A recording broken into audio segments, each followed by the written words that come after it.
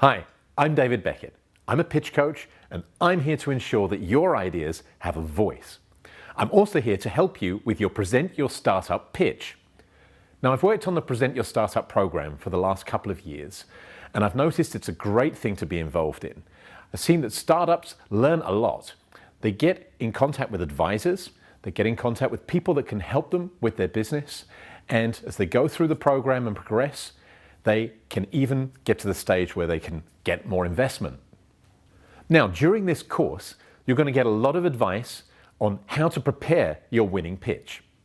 I'll help you with how you structure your story and get a great script, how you present your slides and create graphics that support the story, and how you deliver with passion, commitment, and certainty. And during the course, you'll get a number of exercises, things that you can do immediately to help you improve your pitch. And when you see those exercises and you see this slide, you'll know that it's time to write something down and think it through. So stop the movie and do the work. It's really worth it.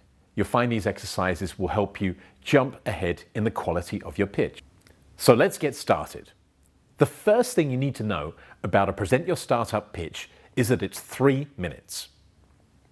But how long exactly is 3 minutes? You know, everyone's got a different idea of what time means.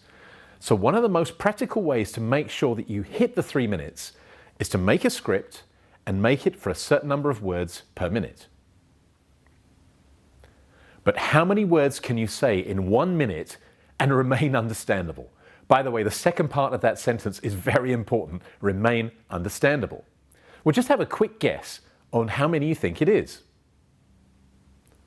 Well, you may be surprised to find out it's around 130 to 140 words per minute. That means for your 3-minute pitch, you have around 390 to 420 words total. So how do you make a winning pitch? Well, the starting point for any great pitch is to think about who the audience is. The basic principle is communication is what the listener does. It's not the story I just want to tell, it's what I want the audience to do. So I encourage you to make a little profile of the type of people who will be listening to your pitch and match your story to them. So the first thing that you can do is do your research. Take a look at the Present Your Startup movies that you can find on YouTube. And there you'll be able to see what type of people are in the audience for your pitch. They're investors, they're business people, and they're experts. People who could put money into your business, who could give you advice, or even buy from you. So here's the first action step for you. You're going to spend a little time making a short profile of your audience. And here are a few questions that you can think about when making that profile. The first thing is, are they young or old? Now, I don't mean a number, I mean more like the thinking. Are they conservative or are they forward-thinking? Do they want things to be the same, but a little bit better, or do they want to see quantum leaps, big changes? The second thing is, are they theoretical or are they doers? Are they people who want to understand everything about how things work, or do they want to know the outcomes of what you've created? And thirdly, are they only interested in money? Maybe you have a social aspect to your proposition. If so, balance money and impact or sustainability. There'll be people in the room that might be interested in both. So stop the movie and take a couple of minutes to write down your idea of who this audience is and what they're driven by.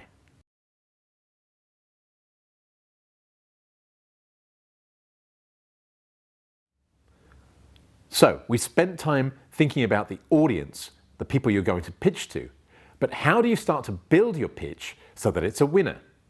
Well, I work on the principle of script, design, deliver. Script means get your story straight, get it logical so that it makes complete sense and you cover all the elements that you need to. Design is create graphics that support that story. And deliver means deliver with commitment, certainty, and passion. So first, let's talk about the script. What content should be in your winning pitch? Well, the first thing is the pain. What is the problem? And more importantly, what does that problem result in? So does it cause lost business? Or does it lose time? Are there complex steps for customers? Or is it causing you bad reputation in the market? What is the result of that problem that you're fixing? Now, I'm often asked, why do we talk about the pain first? Why don't we talk about the joy that my product's bringing? Well, there's a simple reason. Your product is the future, and people are really bad at imagining the future.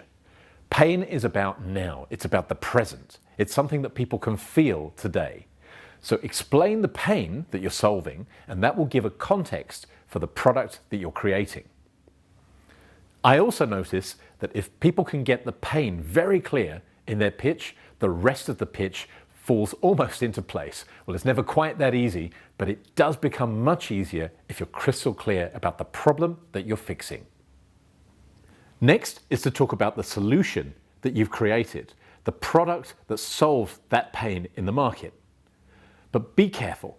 Make sure that the whole pitch is not dominated by the product. They want to hear the business aspects and about your team and a number of other things, as well as the product. Then tell us about what's unique about your solution. What's really innovative about the product that you're creating? Is it technology? Is it the way you do things? Tell us what's the coolest thing about your product. Next is the business model. Where's the money coming from? And is the business scalable? Can you take it beyond the boundaries of the Netherlands, Europe, maybe even the world? The audience especially want to know what stage you are. Are you really on an early stage, or do you have customers? And if you do have customers, then tell us. Tell us the traction that you're gaining in the market and quantify that traction. Give us some numbers. Is it number of users? Are there specific companies that are buying the product already? Be clear on who is buying the product already. Also, don't be afraid to ask for help. Tell us what you need to make it happen. Now, that could be advice, could be money, it could be a new team member, but put that out there. You never know where help might come from. Finally, the team. Now, this is so important. People want to know, have you got the right people in your team to make this happen? It's all about execution. And this is in two parts. The first part is the rational skills and experience. Maybe you've worked for some relevant companies, or you've got experience in a certain industry. Make clear what that experience is. The second part is the non-rational part, the character of the people. Why are you driven as a group to make this happen? Why do you care about solving this problem? So that's all the content that you need to put in your pitch. It's a lot, right? But you need to try and get at least one or two sentences on every one of those blocks. So how do you start to create your storyline? Now, normally what you do is open slide software, right? But please stop. Don't open PowerPoint. It's almost impossible to translate your thoughts directly into slide software. My advice is first, before you touch any slide software, is get your thoughts out of your head. Use post-it notes to create your storyline. Get together with your team and start to brainstorm using post-it notes about all those bits of content that I've mentioned. The problem, the solution, what's unique, and so on. Now, get all the ideas out of your head, one idea per post-it note. And when the ideas stop flowing, then take a step back. Cluster the ideas together. Look for the big ideas. Look for the big issues that you're dealing with. At a certain moment, you can convert those big ideas into chapter headings and then create a logical flow for your story. Let me show you what that might look like. This image here shows you a really rough brainstorm. But you'll see that there are elements of the content that I've mentioned, the pain, the what's unique, the team, and so on. But if you try to create a pitch deck out of this, it's going to be pretty difficult. So there is a step in between, and that is what looks like this. It's a set of chapters. The orange post-it notes are the chapter headings, and the yellow post-it notes are the content. Here, what you see at the top is an introduction, 3 big things. You see a summary and a call to action, and then a final statement. And that's not a bad structure for a 3-minute pitch. But use this method to get the story out of your head and organize using post-it notes. It will save you a lot of time and it will make sure that it's really the story you want to tell. Take some time to do this and stop the movie. It's going to really help you to organize your story into a logical flow.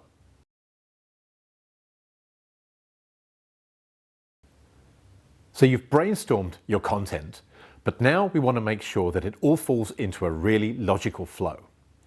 And making a great opening can have a massive impact on your pitch. Now, why? Because the first 20 seconds buys attention for the rest of the pitch.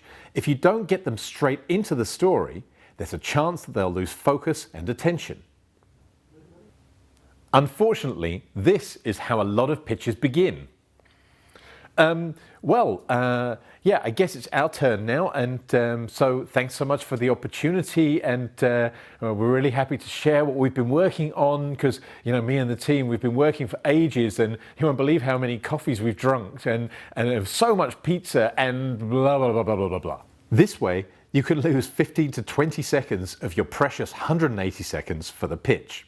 You want to get people straight into the story, because subconsciously or consciously, they are asking two questions. Is this person professional? And do I want or need to know more about this proposition? So I'd like to give you a couple of examples of how you can open your pitch effectively. The first way is to quantify the problem. And I'll give you the example of a startup called MobiPark. Now, instead of coming along and saying, "Hi, we're MobiPark, we have a parking app," what they say is, can you imagine that on average people spend 20 minutes looking for a parking space? Did you know that 30% of traffic is caused by people looking for parking? And can you imagine we spend 1 year of our lives looking for parking? We're MobiPark, we're going to make it easier, cheaper and fun to park your car. Another example is a company called 24 Sessions. They have a video chat system that's being used by banks to communicate with their customers so that their customers don't have to go to any offices. The way that they present their pitch is that they base it on some research. They tell us, did you know that 90% of people want human advice delivered online, and yet only 1% of human advice is delivered online? We're 24 Sessions and we're the solution for that problem.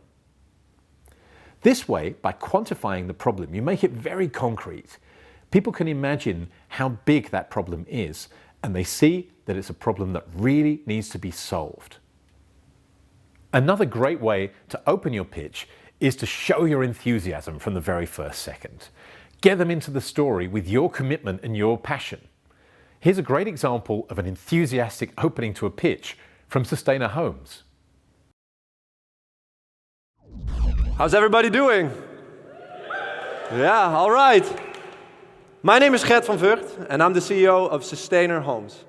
6 months ago, my team and I came together on a shared vision for a revolutionary housing company.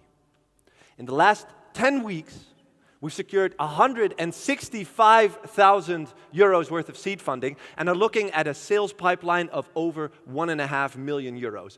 Let me tell you how we've completely reinvented the home. My last example is about simply being professional. Just get them into the story with, this is who we are, this is what we do, and this is the big problem that we're solving. And here's a great example of this from Saddle.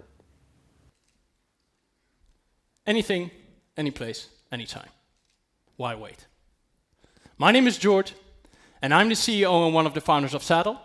And our mission is to make your lives hassle-free by making sure that you can have anything delivered to you, anyplace, anytime. In the last period, we ran pilots, and we've created partnerships with well-known brands like Auger, Leap, and MyOrder. And they really believe in our service. But consider these situations first. You've just spilled coffee in your shirt, and you need a new shirt ASAP, as you have an important meeting later on.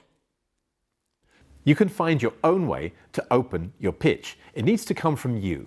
But what's most important is that you have a plan from the very first second of what you're going to say. because that will help answer the questions in the audience's mind. Is this person professional? Do I want or need to know more about this proposition?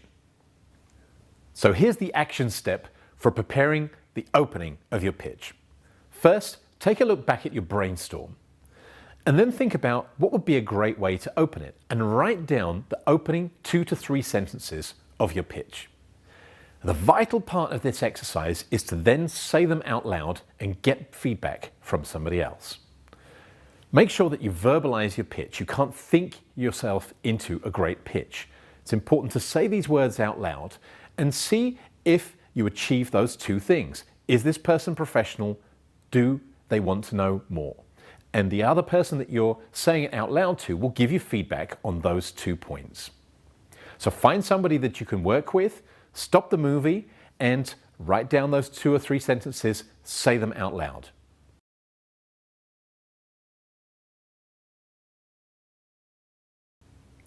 So with this exercise that you've just done, you're of course practicing the opening of your pitch, but you're also doing something really essential. And that is, you're thinking it through, you're writing it down, you're saying it out loud, and you're getting feedback. Now, by going through that process, you are increasing the quality of your pitch. When you write something down, it's purely rational. As soon as you start saying something out loud, it becomes human work. And human work is partly rational, partly non-rational. So doing this process will help you take the pitch from your head and take it out into the world. And you'll get feedback on how you can improve it and make it so it really matches the audience. I noticed that a lot of pitches go wrong in the middle where people over-explain. That means that the audience can't remember or they can't understand everything. So how do you make complex issues understandable? Well, the answer is the power of 3. By breaking things down into 3s, you make it easier to remember, easy to understand. But why is it 3s? I've been asked so many times, why is the power of 3? Why not the power of 2 or the power of 5? Well, there is some science that proves why 3s are more sticky. But there's also some evidence out in the world because the 3s are in the air. What do I mean by that? Well, it's ready, steady, go. Lights, camera, action. Veni, Vidi, Vici. The 3 Musketeers. Father, Son, Holy Ghost. Beginning, middle, end. I mean, how many nephews does Donald Duck have? Is it 2? Is it 4? No, it's 3, right? And why is it 3? It's because it's for kids. Kids can't remember stuff. They need things to be simple. So 3s are presented to them. They find it easy to understand, easy to remember. And hey, we're just grown-up kids. So the power of 3 works for kids, it works for adults.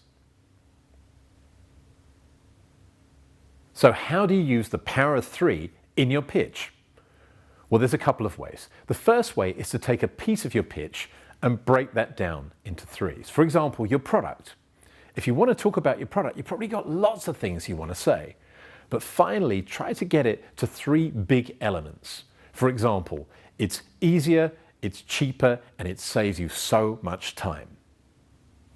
Another way would be to look at the whole pitch and break it into 3 different chapters. For example, the problem, the solution, and the team. Of course, you would say a number of other things in between those 3 big chapters. But if you tell people, I'm going to take you through the problem, the solution, and the team, that gives them the feeling of this is a manageable pitch. I'll be able to understand this whole story. And it gives you a structure to hang on to as well. So here's the action step for the power of 3. Review your brainstorm, and strangely enough, you're going to choose the 5 things that you really want to tell. This is the first step. So get it down to 5 things. If you couldn't tell anything else, what would those 5 things be? Then get a colleague or a teammate to do exactly the same thing. Do it separately, and as step 2, compare those 5 things that you individually want to tell. Are they the same?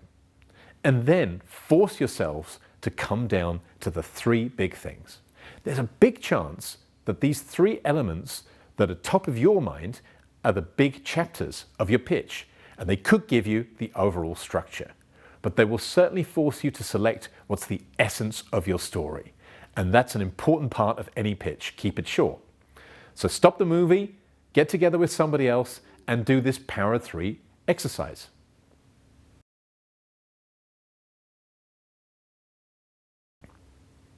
So we've talked about the audience, you've brainstormed the content for your pitch, we got a great opening, and we focused down to the Power of Three. But how do we wrap up the pitch to make a real good impact at the end? Because finishing your pitch like a true professional is really essential. After all, it's the last thing that they will remember. It's the last thing they will think and feel about your pitch, the last 20 seconds. So it's good to have a real strong plan for what those 20 seconds might be. Unfortunately, this is how most pitches end. Well, I guess that was it. Any questions? And it's not really inspiring, right? It doesn't leave you on an upward lift, it leaves you on a downward flop. Now, just like the opening, what's most important is having a plan for those last 20 to 30 seconds. But I have a formula for you that you can use if you find it helpful. And that formula is, you say at a certain moment, this is what you've seen, and then tell them the three big things about your pitch. Then tell them the call to action. What we would love you to do is download the app or come to the website, give us feedback, talk to us afterwards, whatever your call to action is. And finally, remind them, this is who we are, this is what we do. But what are the last two words that you finish any pitch with, at least in English? Those two words are thank you. But what does thank you mean? Well, a lot of people say to me, it means thank you for paying attention. But hey, you've got great stuff to tell, right? They should be kind of listening. Now, my take on it is that thank you means I've finished. You can clap now. What you're doing is telling people the pitch is finished, so the audience as a collective can now give you applause in return for your presentation. It rounds the pitch off in a really solid way and gives everyone a good feeling about that pitch at the end. So make sure you finish with thank you. So we finished talking about the script. Now let's talk about design. And when it comes to pitching, design means slides. Let's take a step back. Why do we show slides when we make a pitch? Well, the reason is that when you tell something, it becomes stronger when you also see something that supports that story. It's because you get two senses engaged, the audible and the visual. So here are a few things to think about when it comes to slide design. The first is make it more visual. Now, what I mean in short is make it less like this and more like this. So what do I mean by this? Well, let's take a look at the average corporate slide. It looks a little bit like this. It's full of details, full of bullet points. There's so much information, it's impossible for people to absorb. And it's almost impossible for presenters to present. They make these slides at home, thinking and thinking and thinking. But when it comes to presenting in front of real people, they often think, well, I can't say all that. And so they summarize the slide. That means they say things that are not on the screen. The problem with that is people can't listen and read at the same time. So they want to listen to the presenter, they want to listen to what's on the screen. The end result is generally confusion. So why do we make slides like this? Well, I believe there are two main reasons. The first one is that people think they will forget their story. And the second is they think they need to send the slide deck before or after the pitch. Well, let's take the first of those 2 points. People think they will forget their story. There are a number of ways that you can keep track of the story without writing every sentence out. And it's true. I've done research on what people are afraid of when it comes to presentation, because it's a big fear for a lot of people. And forgetting their story is right up there at the top. So here's a way that you can make your slide deck understandable and keep getting a guide for your story. You reduce the text and numbers to the big issues. Here's an example. You see some big keywords, key concepts. It gives you a reminder of what you need to tell next, and it helps the audience understand what are the key issues of what you're telling. Here's another example.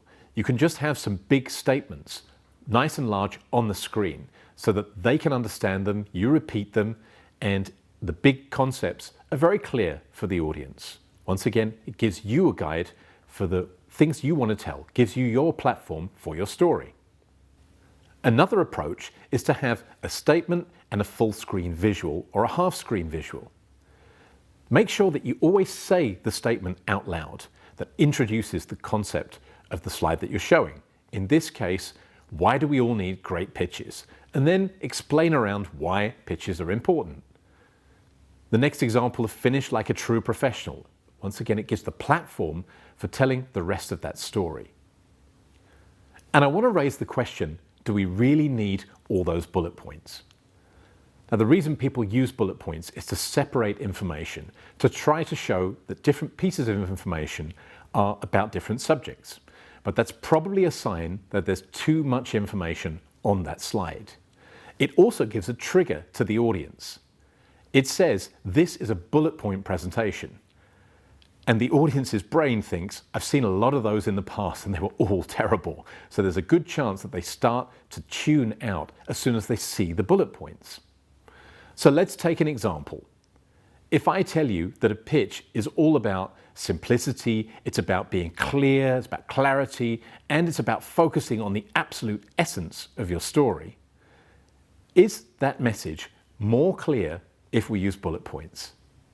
I think you can see it doesn't add anything. So the second reason that people create slides with so much information, so many bullet points, is that they think they will need to send the slides before or after the pitch. And sometimes that may be the case. Therefore, I recommend create two separate presentations, one to present and one to send. The one that you present would be simpler, cleaner, more icon-driven, less text. Then the one that you send might have a lot more information. It's a reading document. You're not there to present it. So therefore, putting more detail in the sending document makes sense. This way, you use presentation material for the right purpose, one to present and one to send for reading. So here's the action step for slide design. It's kind of a fun exercise. What I want you to do is take a look at the following slide. You'll see a slide full of text in just a moment. And what you need to do is hand draw or sketch this slide on a sheet of A4. Now, you don't have to be good at drawing to do this. To be honest, I'm rubbish at drawing. You can use stickmen, you can use whatever you like, but the point is to try to turn the words into visuals. Identify what is the meaning of these words and which are the most important elements to be turned into visuals. You can have a designer turn it into good stuff later, but just go through the process of turning words and bullet points into visuals. So here's the slide that you need to work with. Turn these words into visuals with your best or your worst drawings. Stop the movie and give it a try now. So we've covered script and design. The script, getting the story straight, design, slides that support that story. But now it comes to delivering with certainty and commitment. What I notice is that if you work really hard on getting your story very clear, it becomes much easier for your body language to be in line with your story. Your body doesn't have nervousness. It feels more natural because the story is natural. However, there are a few key things of body language to look out for, and they all come down to eyes, hands, legs, and feet. Now let's look at the eyes.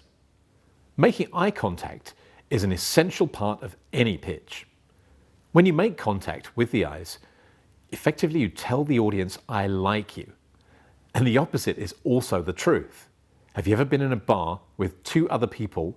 The other two are talking like crazy and they don't look at you at all? How does that make you feel? Excluded, right?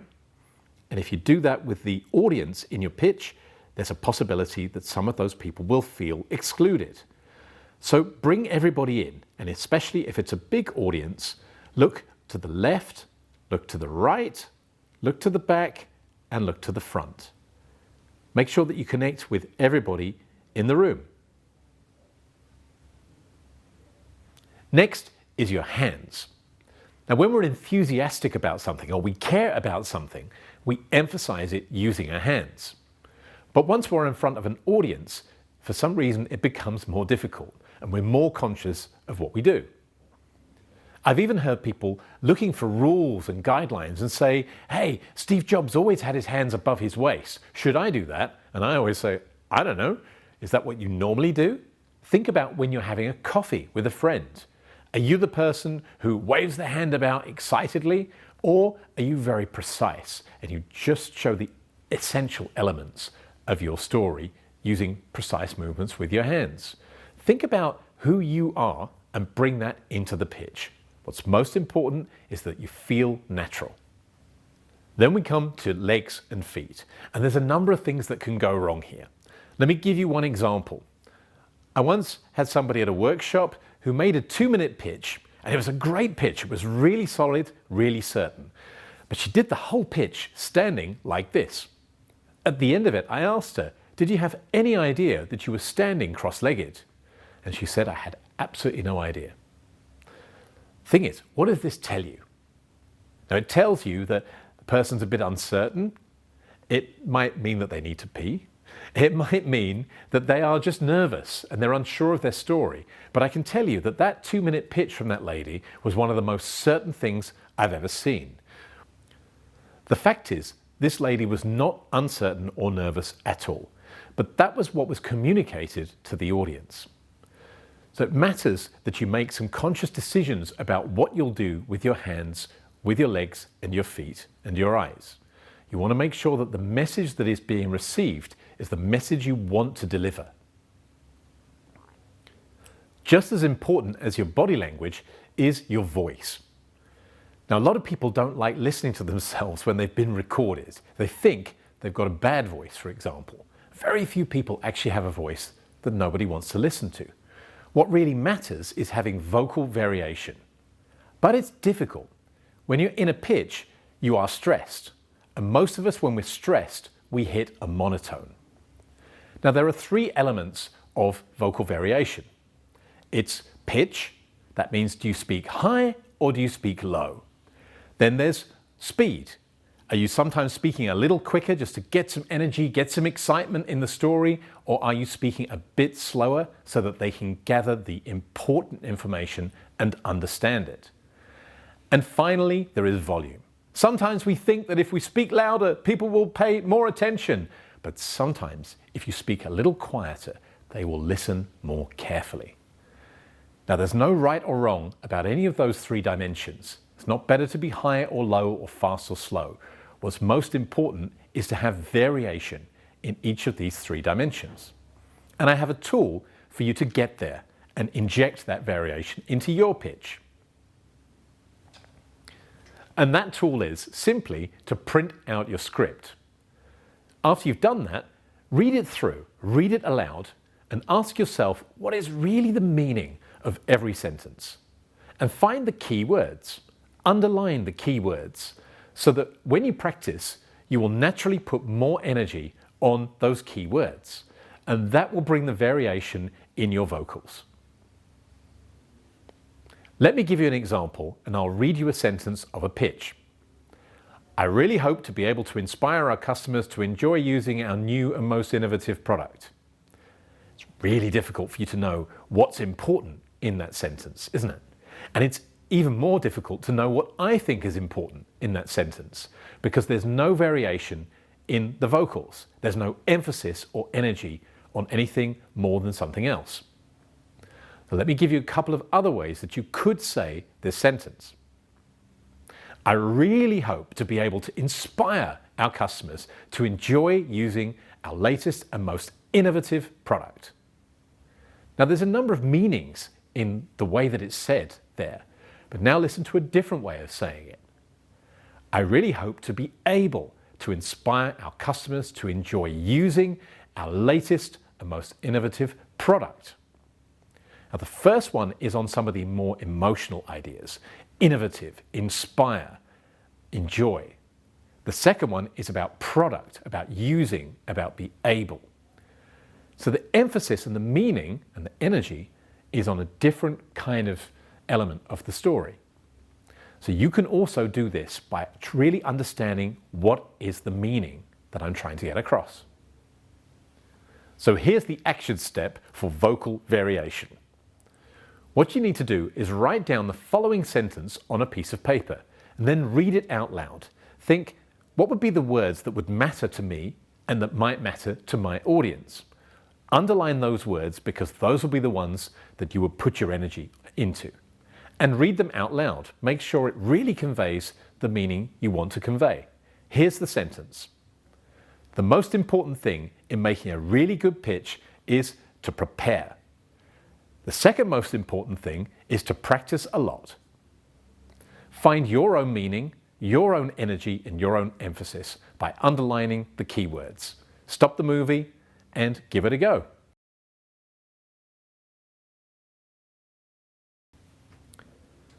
The last advice I want to share is about managing your nerves. Now, in case you get nervous before a pitch, don't worry, you're not alone. Over the last years, I've coached thousands of people, and I always ask them, do you get nervous before a pitch? More than 90% of people say yes. Now, I've got a whole list of things that you can do to manage your nerves, but surprise, surprise, I'm going to share with you the 3 most powerful. These 3 tools will help you almost certainly solve your nerves problems because they work for more than 90% of people. Here's the first one. The first one is memorize the first 60 seconds. If you memorize the first 60 seconds to the level that you could almost say them in your sleep, you will have a platform for the rest of the pitch, and that will take you on to success. When you first stand up, it's the most stressy part of the whole pitch. And if you can succeed, even if you're not feeling so great, you're feeling nervous, you can deliver those first lines successfully, your body will calm down, your brain will engage, and you'll be in good shape for the rest of the pitch. Now, here's the second way, and this might seem a bit nuts, but have you seen a TED Talk by a lady called Amy Cuddy? It's the second most watched TED Talk ever, and it's all about how your body posture influences how you feel. It actually changes your hormonal structure. Now, what Amy Cuddy discovered through countless scientific experiments is that if you stand like this or like this for 2 minutes or more, what happens is you get an increase in testosterone, that's the power drug, and a decrease in cortisol, that's the stress drug. More power, less stress. That means grace under pressure, and you're more capable of performing to a higher level in stress situations, and that includes pitching. Now, probably you'll find it a little difficult to be standing like this for 2 minutes before your pitch, but you can just translate this into sitting in a chair. Just make sure that you're sitting big, head back, shoulders back, no arms or legs crossed, and that gives you a little extra hit of the testosterone drug and a little bit of a decrease in the cortisol. This will also work for you. And the third of the tools to help you manage your nerves is just breathe. In the couple of minutes before your pitch, just breathe. Get some air into your lungs. Get present. Think back over the work you've done to prepare this pitch. You thought about the audience. You brainstormed your content. You've put it into a great flow and a logical story so that you have a very strong opening. You've broken the complex things down into memorable pieces using the power of 3. And you planned and executed on a great closing. You've also created a great slide deck with clear graphics that support your story, and you've practiced your body language and your vocal variation. And the final thing is just to breathe. Get that air in your lungs, sit big, sit open, and when you stand up, you'll be ready for the job that you've come to do.